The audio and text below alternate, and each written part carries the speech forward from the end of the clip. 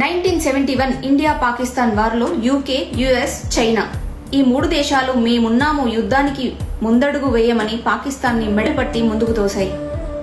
America ships, సబ్మెరియన్స్ Indian ocean లోకి ప్రవేశపెట్టారు.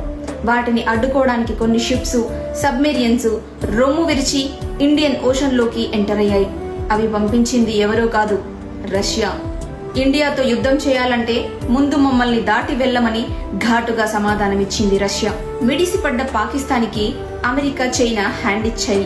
అప్పటికే తన ఆర్మీని హిందుస్థాన్కి పంపించిన పాకిస్తాన్ ఏమీ పీకలేక వెపన్స్ కింద పెట్టి హిందుస్థాన్కి లొంగిపోమ్మని పాకిస్తాన్ ఆర్మీకి ఆదేశాలు జారీ చేసింది.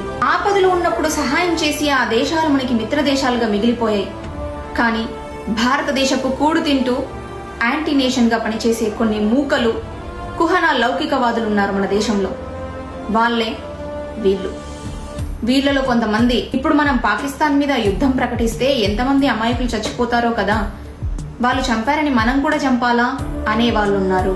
హిందువా కాదా అని అడిగి చంపితే మతపరమైన విధ్వంసం కాదు అనే వాళ్ళున్నారు. భరతమాత అంటున్నారు, భరతమాతకి ఎంతమంది భర్తలు అనే వాళ్ళున్నారు. పాకిస్తాన్ ని ప్రేమిస్తా అనే ముష్టినా కొడుకున్నాడు. చావా సినిమాని తీయించింది మోడీ గారే అనే ముష్టి మొహంది ఉంది. ఇలాంటి కల్తీ నా కొడుకులు భారతదేశంలో ఉన్నంత కాలం ఇలాంటి విద్వేషాలు చెలరేగుతూనే ఉంటాయి. అలాంటి వాళ్ళ మీద గొంతెత్తి ప్రశ్నించినప్పుడు మాత్రమే అందరం సంతోషంగా ఉంటాం. జై శ్రీరామ్, జై హింద్. నువ్వు ఇండియాలో ఉంటే ఇండియన్ అయిపో, నీలో ఇండియా ఉంటే అవుతావు. నీలో ఇండియా ఉందా?